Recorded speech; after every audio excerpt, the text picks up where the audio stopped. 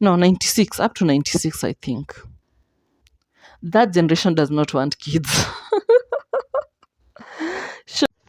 My question is, why are most ladies choosing being child free? Free fall for years, recently hitting the lowest level ever. That means now about 1 out of every 5 women in their early 40s chooses not to have a child. That's double what it was in 1976. In more and more cases, it's because women are choosing not to have children because their careers or their lifestyles or because they just don't want to. And the Hey guys, welcome back to my channel. My lapel had an issue, so I'm not going to use it today. But there's a conversation that I want us to have. There's this trend that has been happening of young people choosing child-free marriages or being child-free in general. And I'm sitting and I'm like, what do you think about that? Because it's like the new trend that is going on, but I don't know for how long it will go on. But where I'm sitting, I've been doing a research on the particular age group that is choosing to be age free, to be child free, sorry, to be child free. And what came up was that it is not the older generations who are 40 and above. Okay, it's not the 40 and above. In fact, it's not the 35 and above. Those are not choosing to be child free. It is not the 24, 23 and below. It is not. Apparently, the younger generation, like the Gen Zs, let me call it the Gen Zs, those ones are really getting children. Honestly, they are really getting, and in fact, they're getting children at a really young age from 19 to 22, 23, of which maybe some have the capacity to take care of the kids, some don't, some it was oops. um I'm not really sure. I'm not really an expert when it comes to childbirth and the dynamics that go with childbirth and the birth rate and everything. But from where I'm sitting, this generation of Gen Zs, for them getting kids, it's not really a big deal. And in fact, what I'm getting is that most of them are getting kids as an scapegoat. Remember, the Gen Zs have access to a lot of information. Most of them matured at a really young age. You get a child at 12 years, they know so much, okay? Compared to when us, we were 12 years. At 12 years, you were in class 6, you didn't know much, okay? And the generation that we are having, the Gen Zs, those that are 23 and below, maybe even 24 and below, most of them, they do this as getting a child as an scapegoat. Most of them want to show that they're matured enough that they can take care of themselves, take care of the child. Okay. And sometimes it's so sad because they get kids with maybe a man who is not able to take care of the child. And eventually, most of them are left being baby mamas. And that's why there's a rise of young baby mamas in Kenya. I don't know about the world, I won't talk about the world, but in Kenya. I've worked as a community developer in terms of case management and also social work, anything to do with the community. I've done that, and we were having so many cases of teenage pregnancies and young mothers, of which some of them learned from it, some of them they continued with their lifestyle. Okay, now we were talking about child free. Let's go to the older generation, the 35 and above. Okay, the 35 and above, a child is a measure of respect. You understand me? A child is a measure of respect. And that's why during the, should I call the boom generation, the older generation, like the 40s and above, getting a child was a mandate if you're married. And most of them gave birth to so many children. In fact, you could get a mother having even 12 children. Whether they had the capacity of taking these children care or not, they had these children. And for them, a child was a measure of wealth. A child was a retirement plan. I don't know if you get it. A child was a retirement plan. Let's raise up these cats so that they can take care of us. And that's why most of them were getting so many kids. And again, remember, another issue was most of them had no access to information on matters childbirth. Most of our parents were raised up in the Christian environment, and child control or child birth control was taken as a sin. It was taken that if you are doing the implants or the coils, it meant that you have, into brackets, a queer way of living, okay, if I may say so. So most of them did not embrace um the how is it called, the planning of the children, child planning. They did not, so they were just getting pregnant, and remember, most of them, the 40 years and above, came from households where a wife, their work was giving birth and submitting and taking care of the home. So that was the only thing they could do, okay.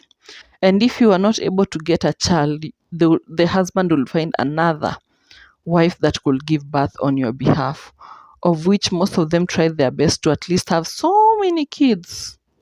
Okay. Now let's come to this generation that was born in the 1994, 95, 96, 97, up to there. No, 96, up to 96, I think. That generation does not want kids. Shocking, but yeah. That generation does not want kids. And most of it is based on trauma. The reason is the older generation gave birth to so many kids. So many kids. Or even if it gave birth to two kids, who was left to take care of these kids? Yes. I think should I call it the millennial or the zillennial, like you are in the middle of a millennial and a Gen Z? Most of them were left to take care of their brothers. Most of them were left to take care of their sisters. Most of them were left to take care of their cousins. And so, by you being a mother at a young age, without having the option of saying, no, I won't take care of this child, remember, it's your parent that you're taking care of their children for. So, you cannot say no. You can't say no. And this taking care of these children was done under pressure. It was not voluntary. Most of it was not voluntary. And so most of us grew despising getting kids. We grew despising not wanting to get kids quickly because we were for that idea of, and in fact also I am for that idea, like, I will get kids when when I'm able to take care of those kids. I will get kids when I have the capacity to take care of those kids, whether there is a man or not. Okay? And so, for me, I wasn't raised to take care of anyone else. But now, from the people that I'm around and the people that I'm with, you learn that most of them had to take care of their siblings at a really young age. Most of them had to be mothers by default. Most of them had to be parents at a really young age. And worst of it all is your mother had so many kids and she comes to pass. So that means if you are the daughter and you're the firstborn daughter, the burden is on your shoulder. So tell me, if you've done all this, would you really want to have a child? Or, or are you supporting the child free trend? Because where I'm sitting, I'm not judging anyone. I'm saying, do you? Do you? Because not everyone has the capacity to be a mother. And I would rather you not getting a kid than getting a kid and traumatizing the child based on the traumas that you faced. Like for me right now, I wouldn't want to get a kid and I'm leaving my kid for my daughter to take care of that child. No. I wouldn't want to get a kid and I'm looking for my sister to take care of this child because I don't have the capacity to take care of this child. Guys, there's a word that Kenyans are used to saying, mtoto hukuja na sahani yake. But do they really come na sahani yake? Do they? Does a child come na sahani yake? In fact, they come really empty-handed. So you're the one to take care of this child fully. Yes, we say that children are a blessing and everything. But let me tell you, the reality is, if you have not planned for that child,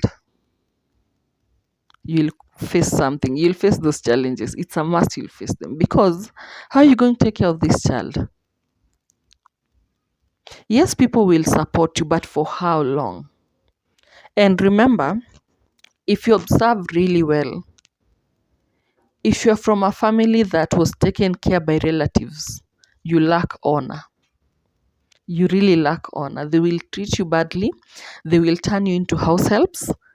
They will really show you that you don't deserve to be here. In fact, we are doing a favor to you. So would you want to bring a child to this world for them to face such? Remember, this generation of the 1993 to, in fact, I think 1993 to 1996, we had to go to relatives at some points. Some of them were treated badly, some were treated well. Remember, some family dynamics, they don't really love each other. So if you go to a family, like going to a relatives, they're supposed to take care of you. You have to do something in return. And what are you going to do? You're going to do their house chores. And sometimes you end up being the house help of that house. Okay? Your family is not able to take care of you. You have to start hustling at a young age to take care of your siblings and support your family because you're the firstborn daughter. So we can't judge the zillennials or the Gen Z times millennials for choosing a child-free life.